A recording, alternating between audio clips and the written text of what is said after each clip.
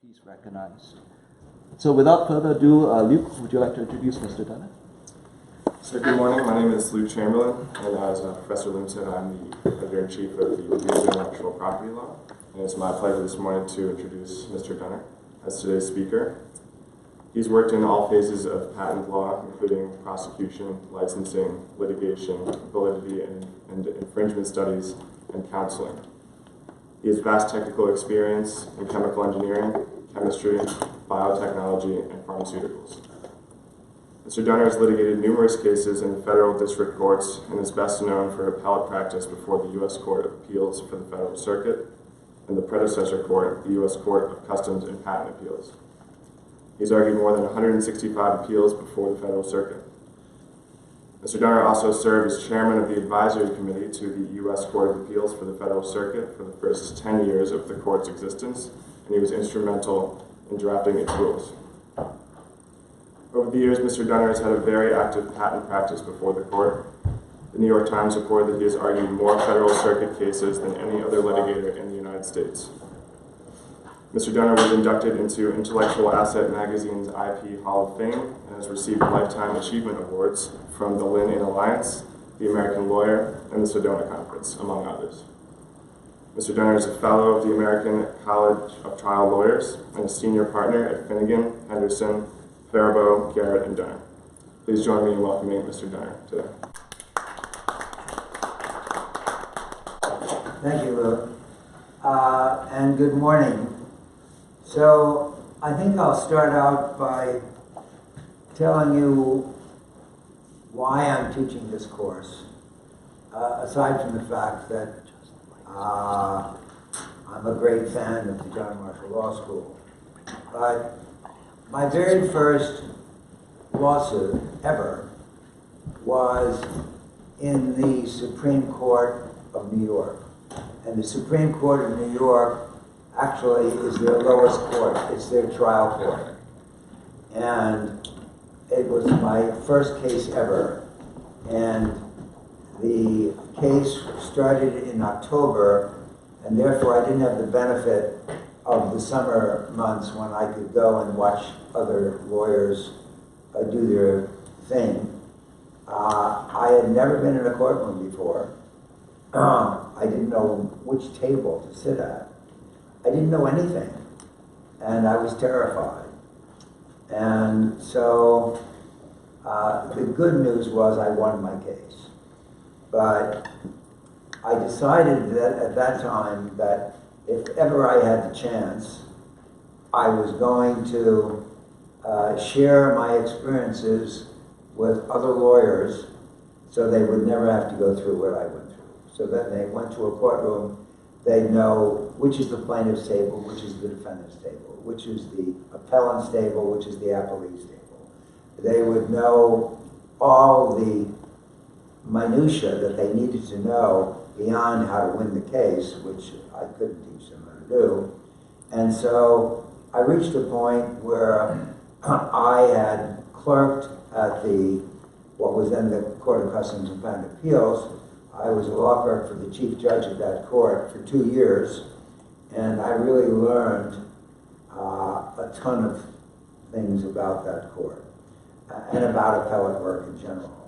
And somehow, some way, that led into an appellate practice.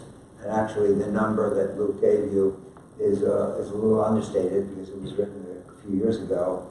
I've argued on over 175 cases before the CCPA and the Court of Appeals for the Federal Circuit. I've argued in a batch of circuit courts.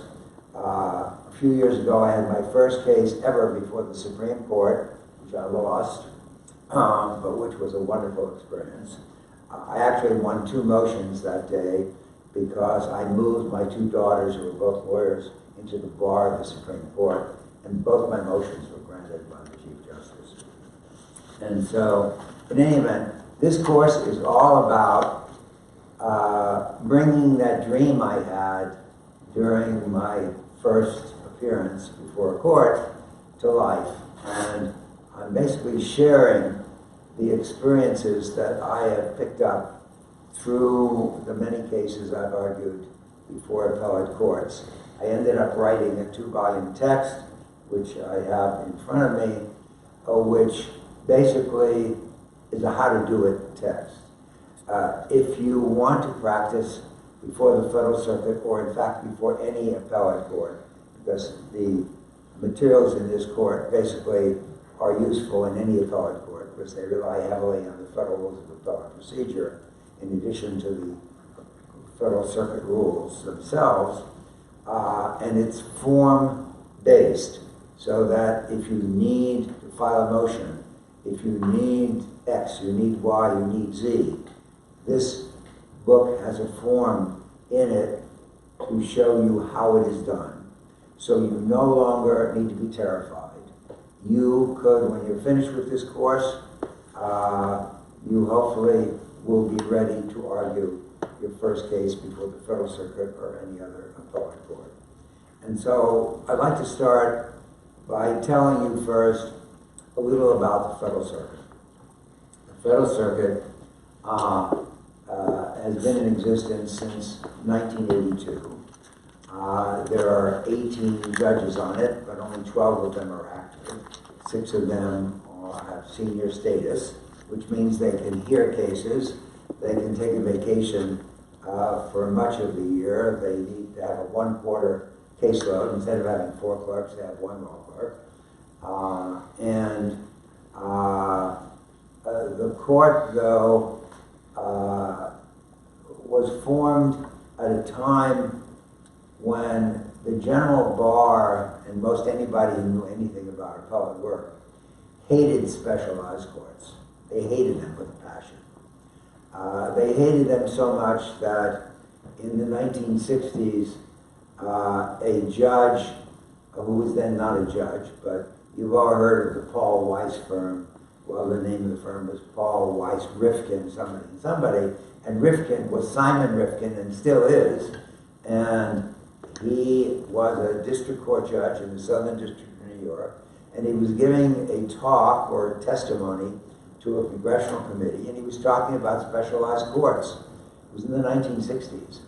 And he said, specialized courts are terrible. He said, the judges lose connection with the general legal world. They start talking a lingo that only they understand. He said he equated them to Egyptian priests who end up talking a language that only the other Egyptian priests can understand. And he said they lose touch with the general law, and it's terrible. He said, basically, don't do it. And so, for years, nothing happened. That was in the 1960s. And even for years before that, people talked about forming specialized courts. And it never happened. There were specialized courts for tax law, for other laws, and a lot of people criticized them for becoming very parochial in their viewpoint. They ended up being very pro this and very anti that. And the same thing applied to the patent law. But then there developed a crisis. And the crisis reached epic proportions in the 1970s. And what was happening was that all appeals in patent cases, which were argued before the district courts, except for the Court of Customs and Patent Appeals, which handled appeals from the patent office and the Patent and Trademark Office, and also from the Customs Court. But most of the patent cases went up to the circuit courts, and the circuit courts were all over the place. If you happened to be before the 7th Circuit, which is the circuit for Chicago, or the 5th Circuit, which is down in Texas, and you were a patent owner, you got wonderful treatment. They treated you like royalty. But if you were a patent owner and ended up in Minnesota, where the 8th Circuit was, they treated you like pariahs. So the same patent litigated in the 5th or 7th Circuits might well succeed in favor of the patentee. And that same patent, if it was litigated against somebody else in the 8th Circuit, would more likely than not go down the tubes. And so it was pretty bad, and litigants spent most of the time forum shopping. They try to get to the courts before their adversaries got to the courts, And if they were patent owners, they would try to bring a DJ act, a suit in Chicago or in Dallas, Texas, where they ended up in favorable circuits. And if they were an accused infringer, they would try to bring a DJ action in Minneapolis or St. Paul or wherever to end up with the 8th Circuit. And it was pretty bad. And then, but the hostility toward specialized courts prevented anybody from doing anything about that. The obvious solution would be to have a specialized court where everything went to one court. But the American Bar Association came out against the concept of specialized court. And then something special happened. There was a professor from the University of Virginia who took leave from the university to work with the Justice Department in a slot that dealt with appellate courts. And he came up with the brilliant idea of combining the Court of Customs and Patent Appeals with the Court of Federal Claims, that was as it was then called.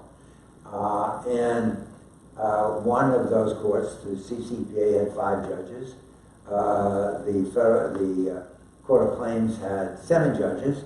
So he came up with the idea of forming a 12-judge court. They were both sharing the same office building. They were in the same building. And they had the same library. And they each had their bevy of law clerks. So his idea was, let us combine these 2 courts. We won't need a new courthouse. We won't need a new library. We won't need new law clerks. And we'll eliminate the specialized court problem by giving the court jurisdiction in cases other than patents. We'll give them merit systems protection cases.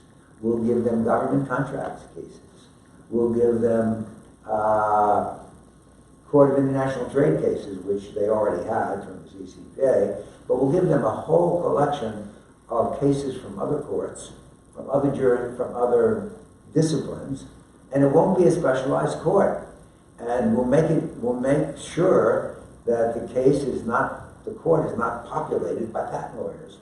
We'll have some, maybe 4 or 5, but the rest of them will be general lawyers. And that idea could on. The judge's name was Meador, M-E-A-D-O-R. And at that time, I was president of what was then called the American Patent Law Association, which became the American Intellectual Property Law Association. So I ended up testifying before Congress and getting on the bandwagon for this new court, which was not then called the Court of Appeals for the Federal Circuit.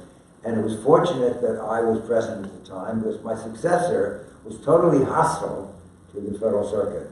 But he was not in office in time to do any harm. He didn't start his service until the court was formed, and it was formed in 1982, and I was there at the creation, and there was still concern. The APA was hostile to it. There was concern that congressmen who ceased to be elected to Congress would get a sinecure of being appointed to this court, and the judges would be bums, they would be inadequate, they would be not very bright, and they kept quoting the Rifkin statements and everything else, and they become either too pro-patent or too anti-patent. Well, it turns out that none of that happened. The court was formed, and the judges are pretty much without exception very bright. The judges on the court right now include 2 PhD chemists, Judge Newman and Judge Lurie, who were heads of patent departments. It includes 4 judges who were former law clerks at the Supreme Court, who were bright as hell. One of them clerked for 4 different Supreme Court justices. I'd like to say he couldn't keep the job, but in fact he was so good that he would finish one clerkship and another justice would want to hire him. It's just populated with very bright, good judges. It's not become too pro-patent, it's not become too anti-patent. There are some decisions in which it is very pro-patent. There are some decisions which can be characterized as anti-patent. But in any event, what we're going to do today is, I teach this course at the GW Law School, George Washington University Law School. It's a 13 class semester in which I teach for 2 hours, 26 hours. I'm giving you 26 hours of lectures in 2 days. So I have to sacrifice a little, but I'm covering quite a bit. And by the time that we are finished, you will know what table to sit at when you go to a court. You will know if you end up practicing, you will want to have this two-volume text, which is published by LexisNexis right now, and which has about every form you can think of that you might want to use. It will tell you how to do it, when to do it, when not to do it, what not to do, but it pretty well will cover your needs. And what we're going to do in these 2 days, and incidentally, we will take breaks. You'll be able to eat lunch. We're taking an hour and a quarter break for lunch. We're taking quarter-hour breaks, one in the morning, one in the afternoon, and usually 2 days. If you have any questions during these 2 days, please ask them. I will do my best to answer them, and hopefully I'll be able to. But if not, and I can't answer them, I promise I will send you an email later on, copy you all in, so you know what the answer was to the question. So, what we will cover, there is a syllabus, and I think we sent everybody copies of the syllabus, but if not, I'm starting at the beginning in a court procedure, and I will take you through, during these 2 days, through every aspect of the Federal Circuit practice. I basically will give you a 2-day synopsis of what's in this court.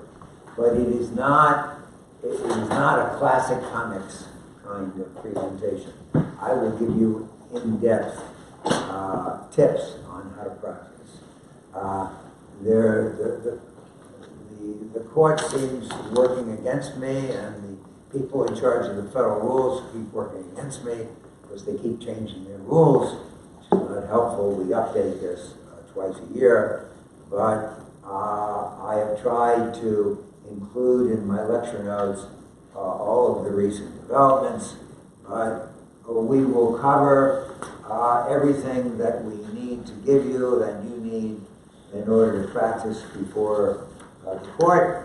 And let me start by starting at the beginning. The book, these two texts, are basically built around ex parte patent practice before the Patent and Trademark Office.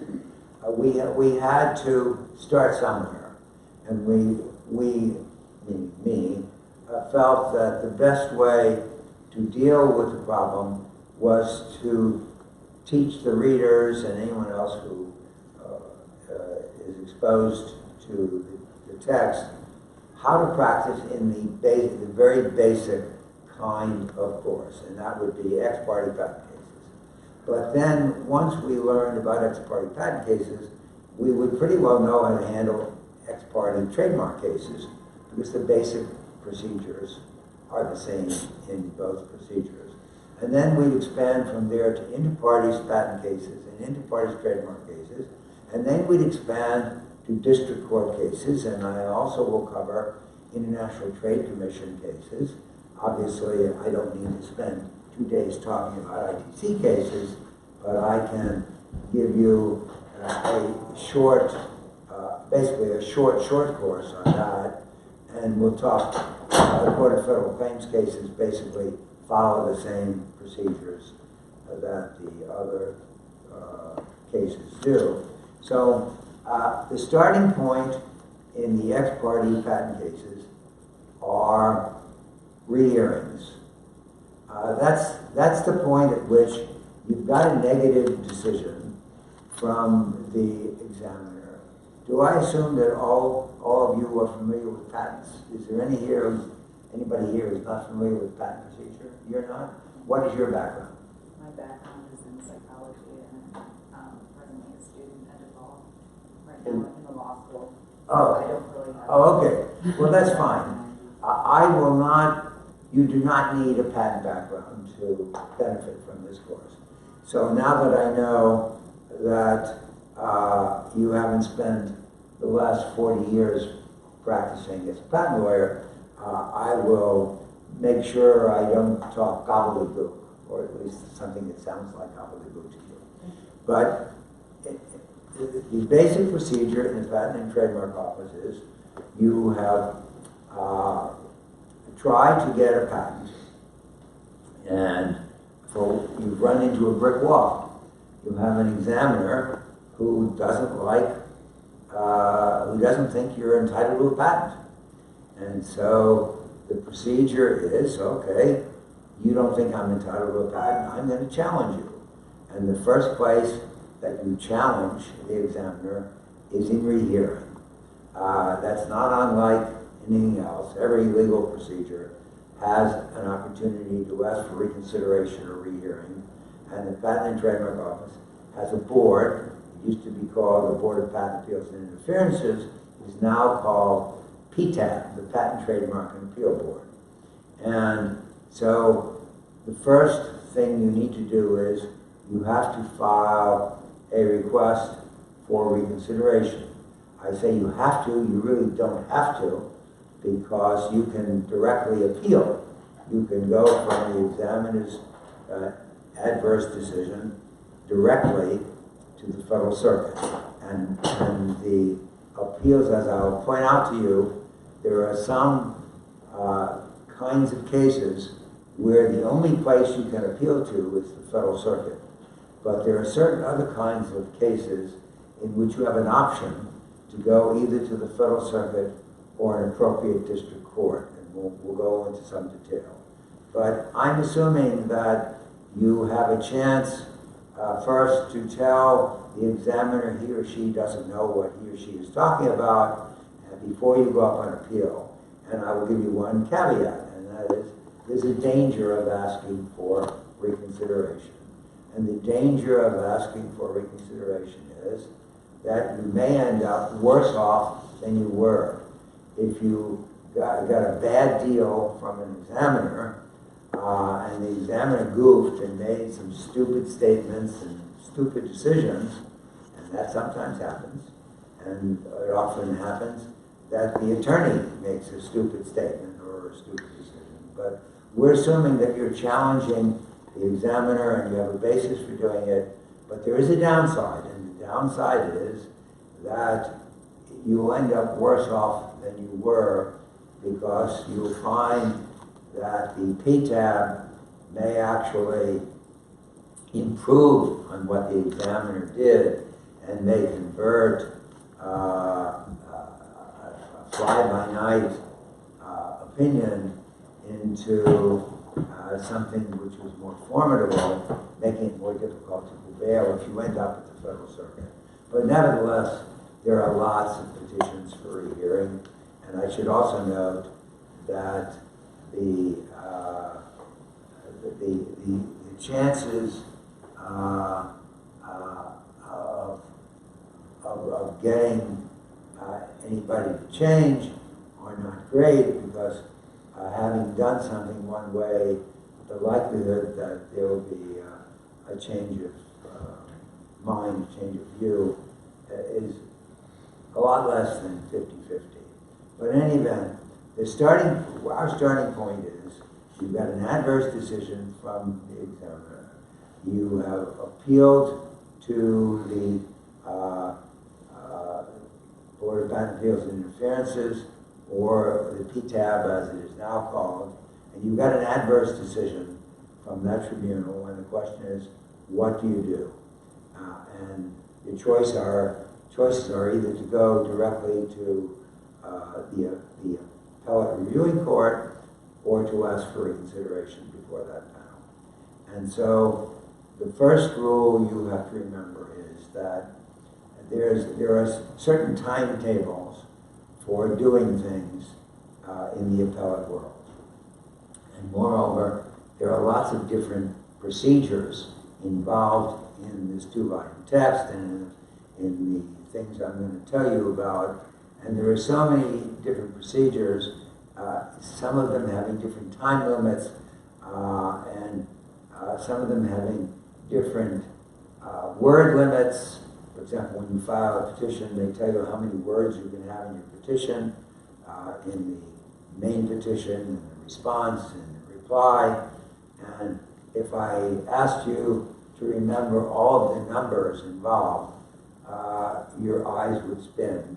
So I'm just going to mention a few of them and then tell you, if you've got a case that is aiming for an appeal, you will have to buy my book. I get a small commission, so whether you do or not, I won't become rich for any book you buy, but this is also available electronically. You need to check the rules, federal rules of appellate procedure, and then the Federal Circuit rules. You need to check them too, because they sometimes supplement one another and they sometimes differ from one another. For example, the Federal Rules of Appellate Procedure have a word limit for a principal brief in a conventional appeal that is 13,000 words, and the Federal Circuit decided, well, 13,000 words is not enough, we're going to use 14,000 words. So you have to check both sets of rules. It's not very difficult to do. But in any event, there is one thing you need to know, and that is, if you file a petition for reconsideration before what is now the PTAB, the basic period varies on, and I'm just giving you a few dates and a few times. If you have there's an act called the American Invents Act, in which they came up with all kinds of procedures like inter-parties review and covered business method patents review and post-grant review. And there are different time limits for that than for the events that took place before then. So the pre-AIA, we'll call them, the pre-AIA period, you had 2 months to ask for ex parte rehearing. If it was inter-parties, it was 1 month. And so, assuming that you timely filed a request for rehearing, as I sometimes call it, reconsideration, as sometimes call it. Assuming that you timely filed one within those periods,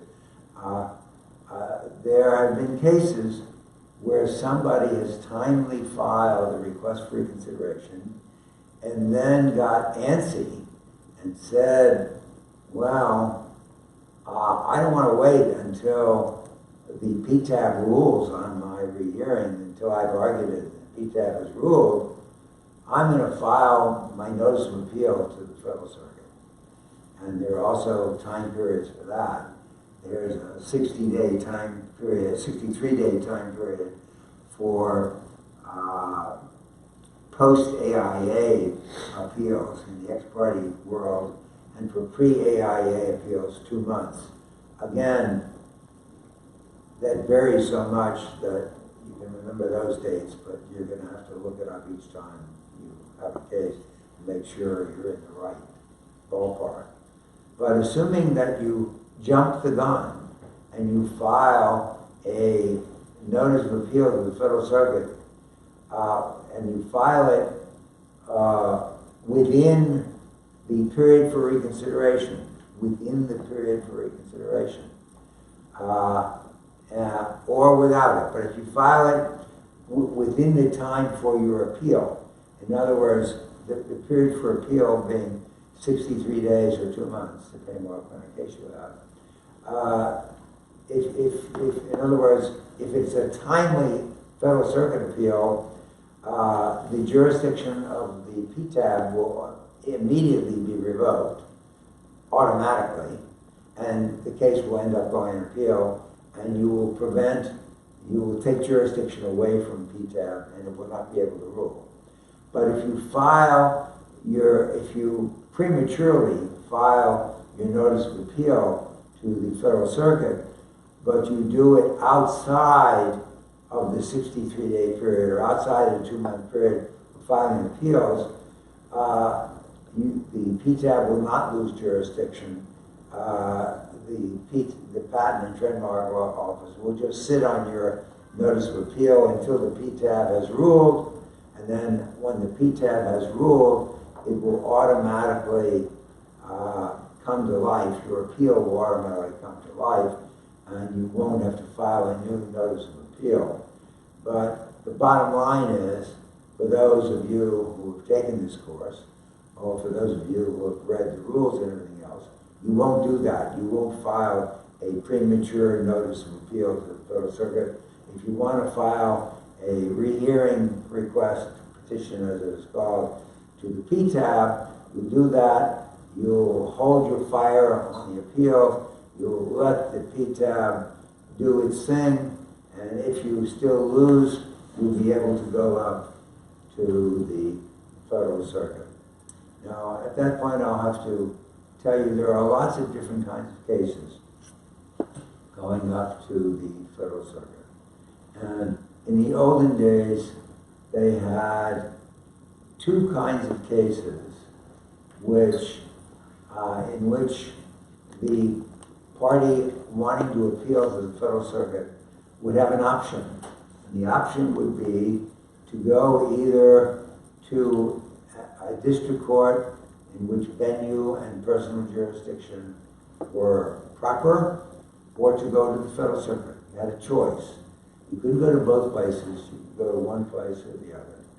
And the significance of that is that appeals to the Federal Circuit are on the record appeals. Namely, if you're going up from the Patent and Trademark Office or from any tribunal that goes to the Federal Circuit, you're bound by the lower tribunal record. If you have an option to go to an appropriate district court in which venue and jurisdiction are appropriate, then you can add to the record. You can put on new evidence, you can put on live witnesses, you can put in new papers beyond the papers you had in the Patent and Trademark Office. The question is, well, why would you do that? Why don't you just put all that evidence in the Patent and Trademark Office? And the answer is, to some extent, you can put it in the Patent and Trademark Office. To the extent you have documents you want to put in, you can put them in the Patent and Trademark Office. But not everybody has taken this course, and not everybody is aware of the fact that you better do your best in the PTO and put in all your papers. But even if you have put in all your papers, it may be that you have a witness who's a Nobel Prize winner, and you want to be able to put that witness on live before a judge. There are no juries in these proceedings. I'm just talking about the alternative to the Federal Circuit. There are no juries. You're basically, it's a bench kind of trial, but you can put on live witnesses. And if you forgot to put in papers before the PTO, you can put new papers in before the PTO. So before the American Invents Act, and I'm losing track of the years, but whatever the year is that its rules were invoked, there were two kinds of cases in the patent world where you had a choice of going either to the Federal Circuit or to a district court. And one was ex parte patent cases, and there's a section of the patent statute, section 145, that dealt with those kinds of cases. And then there were patent interferences. And patent interferences were inter partes cases in which two or more parties debated which one of them should be entitled to a patent on a claimed invention.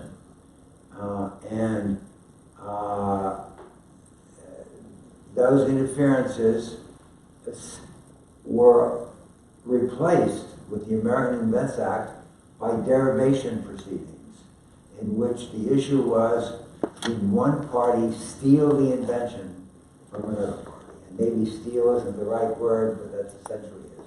One party basically asserted that another party derived the invention from that one party. That's what they call it, derivation proceedings. And so they replaced interferences.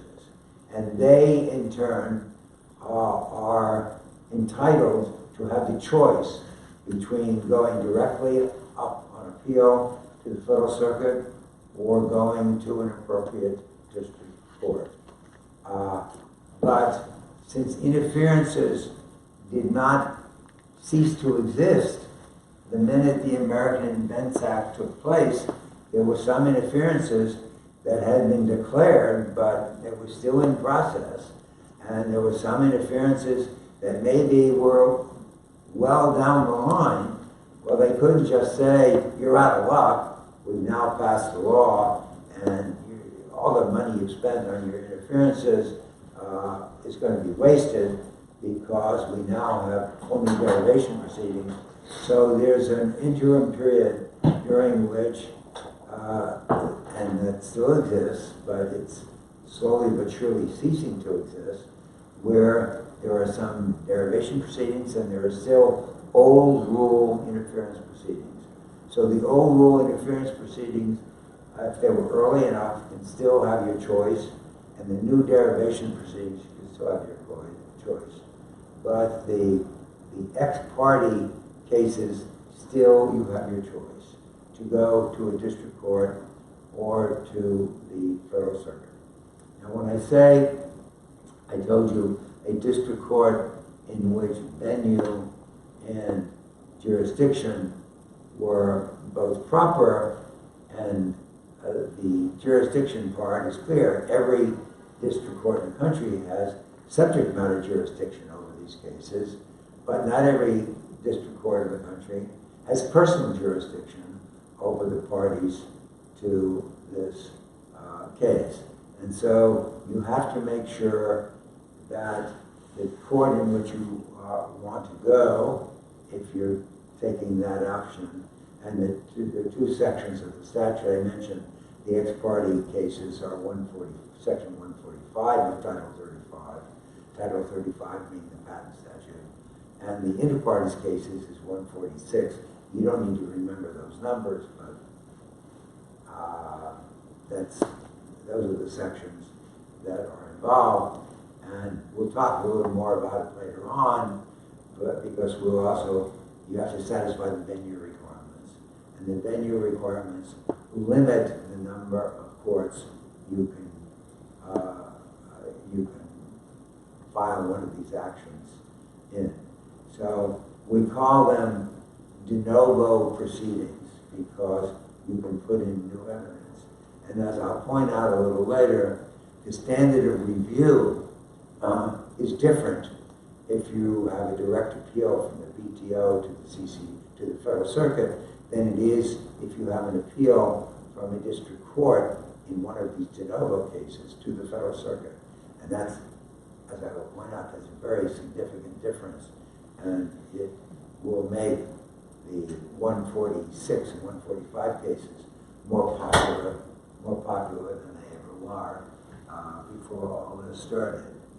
So so we're still talking about petitions for rehearing. I digressed a little, but petitions for rehearing, you're before the PTAB right now, and the question is, when do you go for a petition for rehearing? What tests do you have to satisfy in order to get their attention? And the test is very simple. You have to show that the original panel misapprehended something or overlooked something. Very simple test, but not so easy to satisfy. And you've got to convince a typically three-judge panel. Sometimes they can sit on bunk, but it's typically three-judge. You have to convince the panel that it goofed. And most judges on three-judge panels or five-judge panels, whatever they are not easy to convince that they goofed, that they didn't know what they were talking about. that they misstated the law, that they mischaracterized the facts. And every party who is lost the case before the PTAB feels that he or she has been aggrieved, that they are right and the judges don't know what they're doing. So there's a lot of petitions for a hearing filed. Few of them are granted, really very few. If I had to figure out a percentage, I would say more likely than not, it's in below 5% category, maybe 3% category. And oftentimes, the board panel will fix something that was broken and end up with the same conclusion. So you don't want to lightly file those petitions, but nevertheless, it's done all the time. And if you as lawyers, when you lose your case, your client will always say, what are our options? And you will always say, well, one option is petition for a hearing, and the client will say, how much will it cost compared to what I've already spent, or what I will have to spend if I go directly up on appeal, and it depends on what your billing rate is, but a petition for a hearing can be $20,000, $30,000, $50,000. If you've had a conventional case, for example, in a district court case, you may have spent millions of dollars getting to the point where you are, so the client will hear, well, it's only $20,000, $30,000, $40,000, $50,000. I've already spent $1 million. What have I got to lose? But you've got to educate your client and tell your client that the chances of getting a reversal, a change in a rehearing request are not great, and it may worsen for you. So you've got to stand up to your client. You've got to tell your client, if you think you've got a good case, tell your client. But if you think it is a likely loser and they're just going to spend more money, the bottom line may be, let's appeal right away. So that's something you will have to face, and you need to face it, even though you have a client that will tell you, you know, I'm prepared to spend the money. If I have any chance of winning, I want to do it. Sometimes that's not good advice, so you may need to stand up to it. So, who can appeal to the Federal Circuit? Not anybody can appeal. And what do I mean by that? What I mean is, the statute basically says the party has to be dissatisfied, that's the word, dissatisfied with a decision of the lower tribunal. And it's the same in the trademark area, it's the same in the patent area. Dissatisfied with the decision. So what does that mean? If the decision below has some language in it that you don't like, you won the case, but it's got language in it that you don't like, that you think may end up having downstream negative effects, but you won your case. You're not dissatisfied with the decision, you're dissatisfied with the opinion. And that's not a basis for appealing to the Federal Circuit. You have to be a party dissatisfied with the decision, and that means you need to distinguish between language and the bottom line of the case.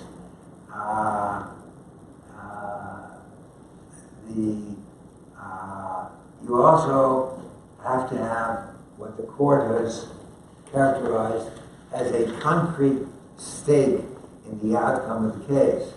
So there was one case, it's called a consumer watchdog case, where a nonprofit consumer rights organization didn't like a certain decision and tried to appeal. And the court said that it's an Article III court, the Federal Circuit. You have to have a legitimate controversy, and somebody who was merely a consumer rights organization that is in the abstract looking out for the rights of the world did not qualify as a party dissatisfied with the decision of who qualified under Article 3. So the words the court used was particularized, concrete stake in the outcome, and most of the cases you confront will qualify as that, but typically if you have some consumer rights organization, such as the Consumer Watchdog, you may or may not qualify. And in that case, they didn't qualify. Now, in an ex parte case, the director is not a party. The cases are titled In Re Jones, In Re Smith, and the director is not a party, but the director is represented through its solicitor's office with associate solicitors who actually will argue. Not any fun to argue a case when you're the only lawyer arguing, where you don't have an adversary. I'm probably the only lawyer in the history of mankind, womankind, who have argued a case with no adversary and lost. I had a case in which my client had been found guilty of inequitable conduct. That is where somebody has committed what we call fraud on the Patent and Trademark Office, has lied to the Patent and Trademark Office, misrepresented evidence, or done something which ends up disqualifying that particular potential patent owner to get a patent. It's called inequitable conduct, it's called. I was not guilty of the inequitable conduct, but the lawyer who was wanted that characterization removed from the record so that, in this case it was a he would not be stained by having been found guilty of perpetrating the inequitable conduct. But unfortunately for him, his client settled the case, and there was no longer a case or controversy that was capable of appealing. But he wanted it removed from the record, and he was willing to pay, and so he asked me to handle the appeal, and the issue became one of standing. Was there standing to have this case appealed? Well, the parties had settled, so there was no adversary. Nobody in the world cared whether the record was cleared except this particular attorney. And so the court didn't rule on the merits. The court just said there's got to be a party with a stake in the outcome. If there is a lawyer who's complaining about being found guilty of inequitable conduct, the court has to, on the record, penalized him, has to have disbarred him or chastised him or done something in which he personally was the target. In this case, the target was really the client. It was inequitable conduct committed by a lawyer, but nevertheless, he was not the focal point. So the court declined to hear the case. Now, so I mentioned before that there were two kinds of cases in which there was a choice of going to the Federal Circuit or alternatively going to a district court. And I mentioned the ex parte patent cases and corresponding cases in others, like trademark cases, and the patent interferences, which have been replaced by the derivation proceedings. But there have been new proceedings. The American Invents Act has inter partes review, post-grant review, and so on and so forth, not to mention derivation proceedings. And whenever Congress has enacted a new statute dealing with appellate review, they have not included the district court option. They've always restricted the review to the Federal Circuit. And the only exception to that It's in the derivation proceedings, which is a new one in which you have the choice of the district court or going on appeal to the Federal Circuit. But since that replaced interferences, Congress didn't much care about trading one for the other, because they were really, in fact, the equivalent of one for the other. But these new proceedings, the inter partes review, post-grant review, covered business methods, those are restricted to Federal Circuit review. You don't have a choice of going to the district court. And so those are another group of cases in which you can go up to the Federal Circuit. Inter partes re-examination were eliminated, but some of the old inter partes re-examination that carried over are in the same category. You may have a choice between one or the other. But there are two other kinds of cases in which there's solely Federal Circuit review. And those are cases involving the Atomic Energy Commission and the National Aeronautics and Space Administration. Now, what are those cases? We'll call them AEC and NASA cases. There are typically companies, but sometimes just plain individuals, that have conceived or made inventions in the course of a contract before one of those agencies, before the AEC or NASA. And in each of those cases, if the contract was made and it was made on the government's time in the AEC or NASA, the AEC commissioner or the AEC director, I forget what they're called, has an option to, they will always have at the very least an irrevocable, non-exclusive license. They will always have that. But if they want to keep all rights to the invention, they're entitled to do that. And so in each of these cases, if you have a patent application involving the AEC or NASA, you have to file a paper in the Patent and Trademark Office identifying how the invention was made.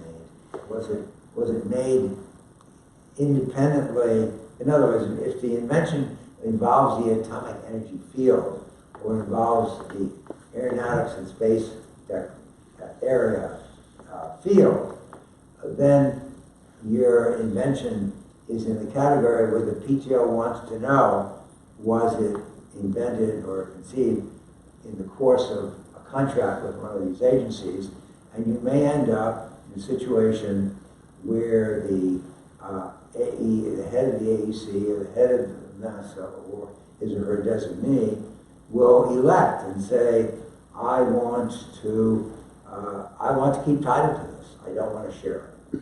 Or there will end up some kind of controversy in those cases with the inventor involved. So if there is a dispute that ends up between one of these cases, and the dispute will be resolved in an interference-type proceeding, it could involve witnesses being deposed, it could involve papers being filed, and it can end up in an appeal or a court review. And if it does end up with some kind of court review, it will be the Federal Circuit. It will not be a district court. Now, how about the notice of appeal to the Federal Circuit? And now we're talking preliminarily about ex parte cases, if only because, as I started out, that's a simple way to introduce a subject, is to talk about ex parte patent cases. So it used to be very easy. If I gave this lecture, I've been teaching this course at GW for approaching 50 years. And in the olden days, it was very easy. Everything was filed with paper. And so all I had to do was show you a form in the text and say form 306.-2, that's the form you use. Well, they complicate things. Everything's done electronically now. They have a system called the system is called the CMECF system, CMECF. And if I told you how that system worked, I would spend my entire 2 days telling you about the CMECF system. So I won't do that. All I will tell you is there is such a system. And under that system, sometimes you have to file paper copies, sometimes you don't have to file paper copies. There are time limits for doing X, for doing Y, for doing Z. I will merely tell you that that system is now dominant, and the court keeps increasing the role of the CMECF system, and there are less and less papers being involved. Sometimes you participate through that system, and then follow it up with paper. Sometimes you don't. Every lawyer who practices before that court has to participate in the CMECF system. It used to be that you had a certain number of days by which a paper, if you mailed it, first class mail, or if you didn't, it had to reach the court within 3 days, or whatever. So now everything is done instantly. The minute you file electronically, you even pay electronically. You pay, there are fees for doing these things. You pay it through the system, and you charge it to an account, or somehow you get into the system. And so I will not go into great detail, but I will tell you that that is the system that dominates, and you have to learn about it if you want to practice before the Federal Circuit. And it's not only the Federal Circuit, but all the courts have converted to electronic systems. They have become enamored with electrical systems. It's so easy. They're not storage problems of having to store papers here, there, and elsewhere. But one of the rules about, and this is a technical rule, about filing appeals is that if you file an appeal from an agency, this applies not only to the Federal Circuit but to other appellate courts, you have to name all the appellants who are filing. So if you have 4 different appellants who are filing an appeal, you have to name all 4. As distinguished from a district court appeal, where you can just have one appellant and name the others by using the word et al. So Jones et al., Smith et al., whatever et al. And there are cases in which the courts have held that where you don't name all of the appellants in an agency appeal, you have forfeited your right. It's a jurisdictional issue. You've forfeited the right. If there's a time element involved, you have a potential problem. Now, the only exception I know, and it's an exception involved in the case I was involved in which I was involved in an interference. And we filed the appeal, and I forget how many parties there were, but there were at least 2. But in interferences, the Patent and Trademark Office always uses a shorthand expression. And the shorthand expression, in that case, it was Lesch. L-O-E-S-C-H is the name of the party. Davis was the other party. I even forget which one I represented, but probably it was the hard-to-spell party, Lesch. And so I filed an appeal in the name of the party Lesch et al. And, or maybe the other party did, maybe the other side did. And I think that's that's the way it worked. The other party did, and I challenged it on the ground they had to name all the parties, knowing that the procedure in the PTO was to use a shorthand expression. And needless to say, the end result was they said, in an interference kind of situation, it's okay to say it all, even though all the appellants have to be named separately, because everybody knows that it's really one party. There are just multiple people. That isn't the rule they follow in general cases. So it's just something you need to know. What about cross appeals? There is a case called Radio Steel. This typically applies in inter-parties cases, and you don't have a cross appeal in ex-party cases, but you could have them in the AIA cases, several of which are inter-parties, like inter-parties review. And the basic rule is that if the decision below, if reversed on appeal, if the judgment that is entered below would have to be changed because of the decision on appeal, then you need a cross appeal. If the judgment below would not have to be changed if there was a reversal on appeal, then you don't have to cross appeal. Now, what does that mean? And this happens not infrequently. So let's say, and I'm jumping into inter-parties cases, but let's call it an inter-parties review appeal. And the judgment, or let's use an easier example, would be a conventional district court appeal involving a patent and the issues of validity and infringement. And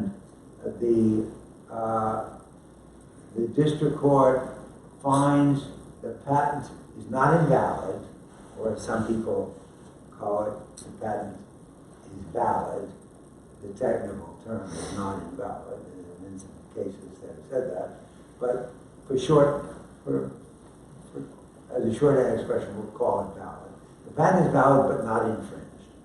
So if the patent is valid but not infringed, the patentee is happy about the validity holding but unhappy about the not infringed holding.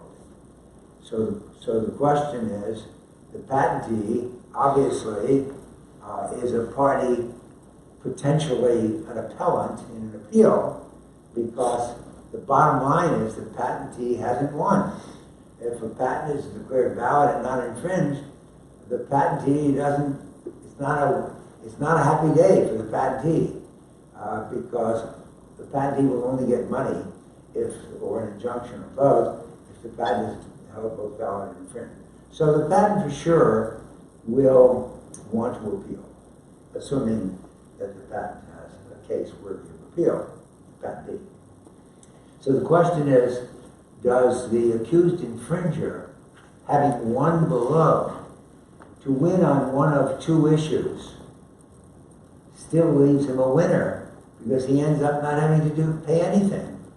He doesn't care that the patent, he does care, but he has the same amount of money in his pocket at the end of one of those cases if he had won everything on appeal. So the question is, does the accused infringer have to appeal? And the answer is in the Radio Steel case. The Radio Steel case holds that if the judgment entered by the lower tribunal would have to be changed if there's a reversal, then there has to be a cross appeal.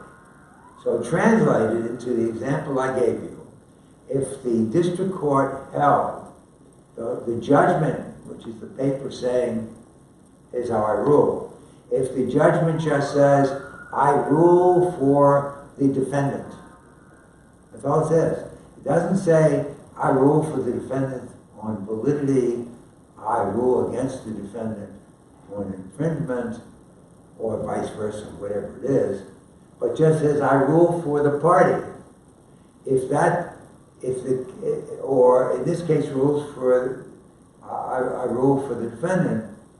If it goes up on appeal and there's a change in the decision on appeal, but the defendant still ends up winning on appeal, and that can happen because the court agrees with the defendant on validity, although reverses on infringement. The court can do any one of a number of things, but if the end result is that the defendant still wins, then under Radio Steel, the judgment doesn't have to be changed, because the judgment said, I rule for the defendant, and if there's a partial reversal on appeal, but the defendant still ends up winning, that judgment will still properly read, I rule for the defendant, because the defendant has ultimately won the case. But what if the judgment said, I rule for the plaintiff on validity, but I rule for the defendant on infringement? In that case, if there's any kind of a reversal, then the judgment language will actually have to be changed. In that case, there needs to be a cross appeal. Have I totally confused you? Are you all experts on cross appeals? Okay. Well, if you're not an expert on cross appeal, we'll take an appropriate break and an appropriate time, and I'll be willing to give it up at 10:45, so it's now a little ways away from it. In any event, the bottom line is you look at the judgment, and if on appeal, if there's any kind of a reversal, partial or otherwise, which would require a change in the language of the judgment, somebody needs to cross appeal. And it's always the party who has ultimately won below, and the party wins below if there's validity and infringement involved. If the accused infringer wins on either one of those, that party has won effectively below. So what about when you file it? A cross appeal can be filed either within the time that party would normally have to appeal.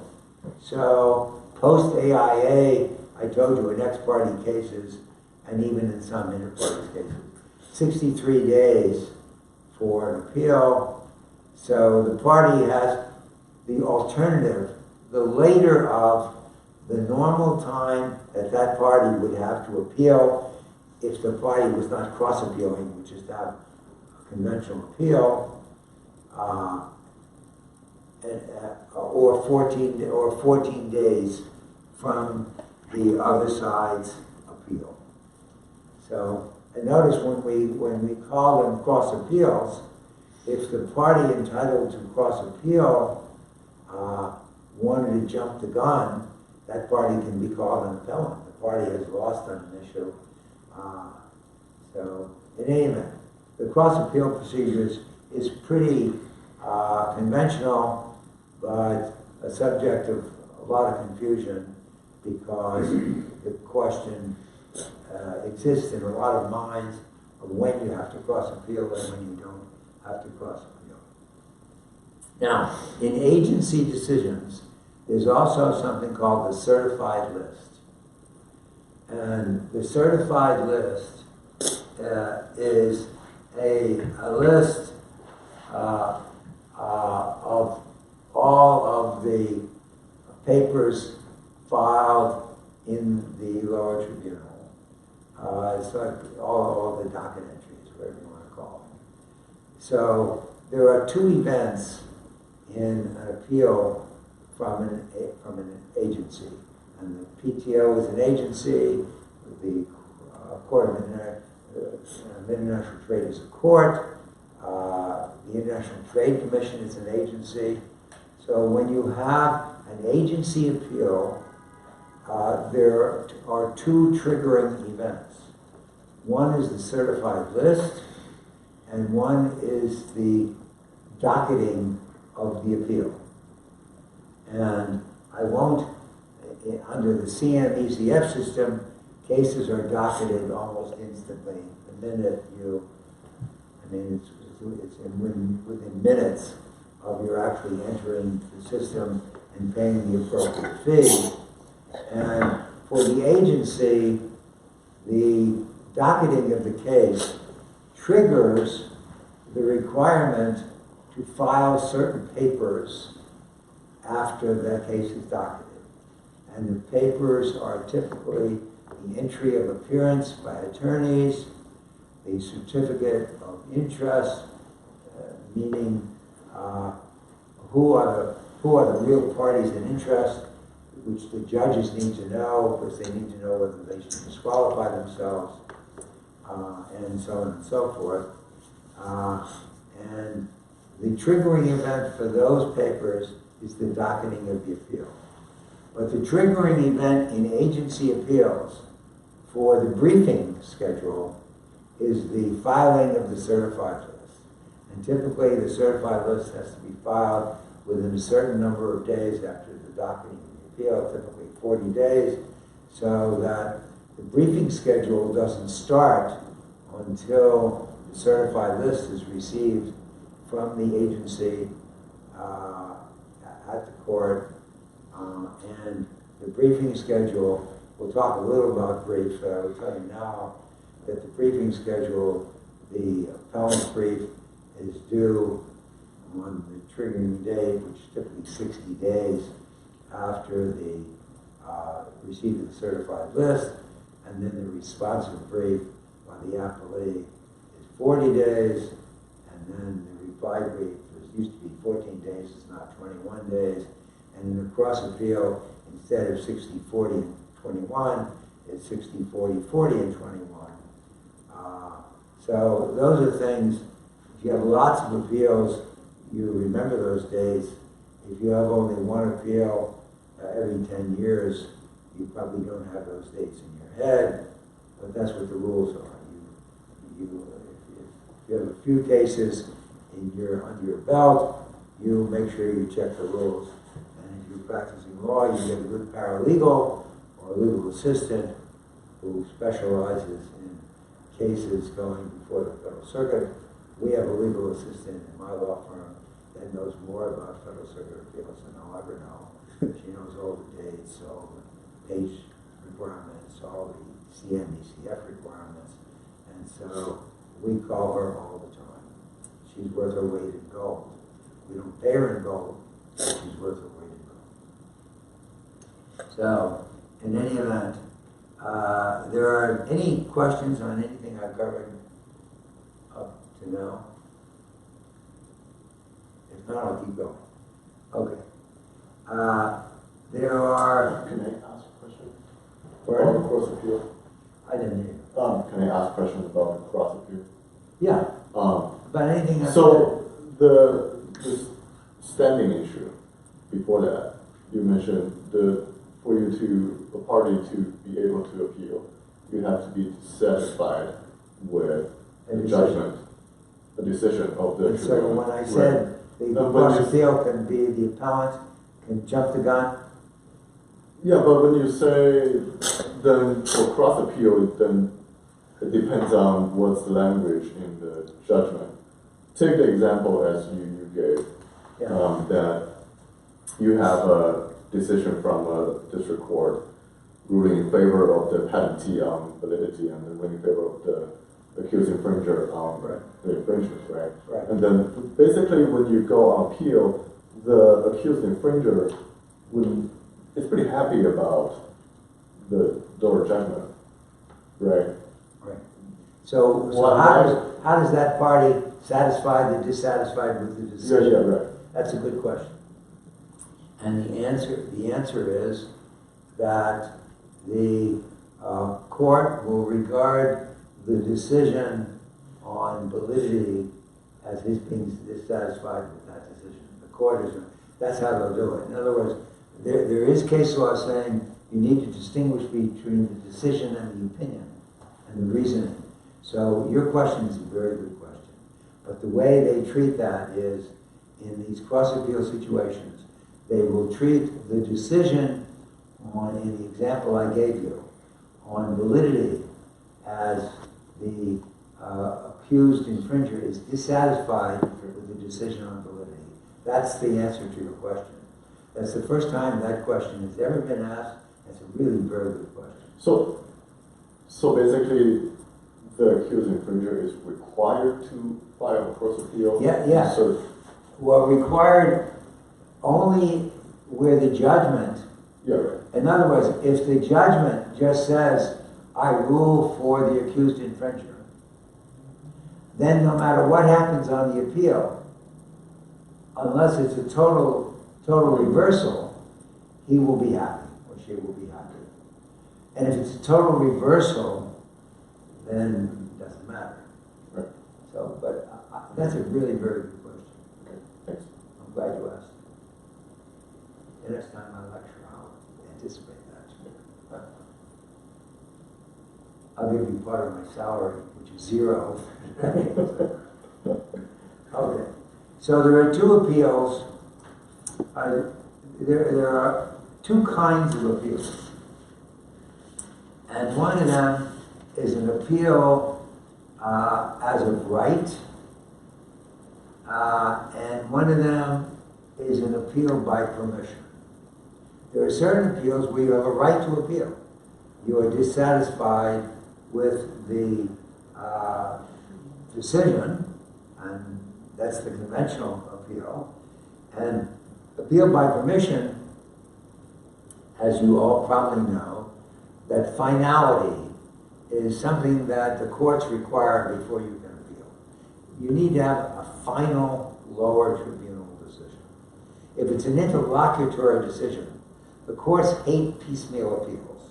They don't want somebody appealing because they got a bad ruling on a motion, or they file they try to do X or they try to do Y, but the case is still going on. So if they appeal today and they get a decision, they'll go back again, and there'll be other decisions. So they'll be playing appellate ping pong. 1, 2, 3, 4. So they have a requirement for finality. But there are certain rules, statutory rules, that permit, and some of them are not statutory, some of them are court-made, that permit parties to rule on an interlocutory basis. And we'll talk about that. But let's talk first about appeals as of right, and let's talk now. We'll morph into district court appeals. We've pretty well given you the basics on PTO appeals, but all appeals from the PTO are basically appeals as of right. I guess there can be mandamus. You can have mandamus, but forgetting that for a second. District court appeals as of right. I told you basically pre-AIA it was 2 months, post-AIA it's 63 days. In district court cases, it's basically, instead of the 63 days, it's the later of 30 days after entry of judgment, or they also permit you to get an extension of 30 days. And the statute says that if you filed for an extension of 30 days from your 30 days, it's at the district court level, you get 14 days, whichever is later, either 14 days after your motion is granted. It doesn't say what happens if it's denied. And if you're going to ask me a question, what is the rule if it's denied? I don't know the answer. The statute has recently been changed, and they didn't change that language. But it basically says granted. So you have 30 days to file your appeal. If you want to get more than 30 days, you file a motion for an additional 30 days. That's all they allow you. That's 60 days. But what if they don't rule until the 90th day? What if they go to sleep or they go on vacation and they don't rule on your 30-day extension motion till the 90th day? The court will let you file 14 days after the granting of that motion. If it's later than the original amount of time you're allowed. The original amount of time you would have been allowed in that hypothetical is 60 days. 30 original, 30 extended. So what on old exams I've put exam questions in there. and you can guess what the exam question would be. And the question typically would be, it could be true, false, it could be fill in the blanks, or it could be an essay kind of question. So that's how you deal with a district court case. Now, and I told you I won't go into how much you pay, but I will just briefly mention it. In a conventional ex parte appeal, you pay $500 for the appeal. In the district court, you pay $505. And the $5 is a Title 28 provision, 28 UIC 1917. I don't know what it's for. It's probably for lunch for the clerk of the court. I don't know what they do with the $5. But you pay all these through electronically, and it's called pay.gov. That's the designation. And you do the same thing in the district court. You don't go up to the clerk's office and hand them money. You just pay through the district court.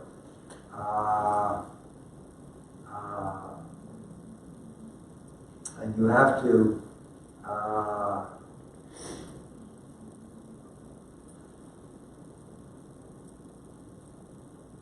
if there's an appeal by permission, you don't. If it's appeal by permission, you don't have to pay unless the appeal is granted. And we'll go into the kinds of appeals by permission. There are a variety of them. We'll go later, but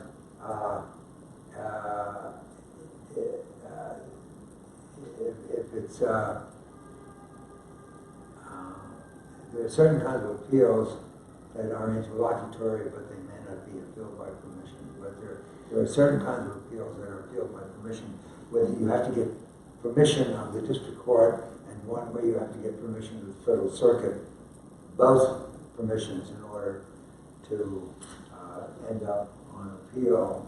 And when you file these appeals by permission, it's not a formal appeal, so we'll go into the filing of the appendix, which is the record. And if you're doing one of these appeals by permission, you file what is called a simplified record, a simplified appendix. And that'll be the next discussion that we'll talk about. But let's talk a little about ITC appeals, International Trade Commission appeals. We will take our first break in 5 minutes, but I'll be able to finish this within 5 minutes. ITC appeals are different in a major respect, and that is you've got an administrative law judge rendering an initial decision. You've got the commission itself, which are typically political appointees sitting as judges over the administrative law judge. And then you've got a potential appeal from the decision of the administrative law judges. And the kicker, the problem is that you can't appeal from an administrative law judge decision until it is final. And if the administrative law judges, if the commissioners rather, you can't appeal from the commissioner's decision unless it's final. And if the commissioners grant relief, namely they block an import from entering the country, which is the typical example, it's not final until 60 days after the commissioners have ruled. And what is the 60 days? The 60 days are 60 days in which you give the president a chance to overrule for political reasons. It can be for any reason. The president doesn't even have to give a reason. If the president decides to overrule the commissioners, there's no relief and there's no appeal. If the president doesn't act within those 60 days, it's the equivalent of accepting the relief ordered by the commissioners. So the 60-day rule is a presidential, is for the benefit of the president, and it can be invoked either by the president not acting in 60 days, which is the equivalent of agreeing with the commissioners, or overruling the commissioners, which is obviously the opposite of that. And so it is not final until those days have passed, or until the president has acted. The president can act in 2 days or 3 days. So it's either the full 60 days where the president has not acted or waited the full 60 days to act, or before that days, if the president has acted. And then it is final, and then it can go up on appeal to the Federal Circuit. And the ITC is considered an agency. It is like the PTO in terms of the rules about what triggers the events, namely the 14-day rule, or is it the filing of a certified list. So that pretty well is it. The Court of Federal Claims follows the district court rules, the same rules as are applicable to the district courts. And that pretty well is it for the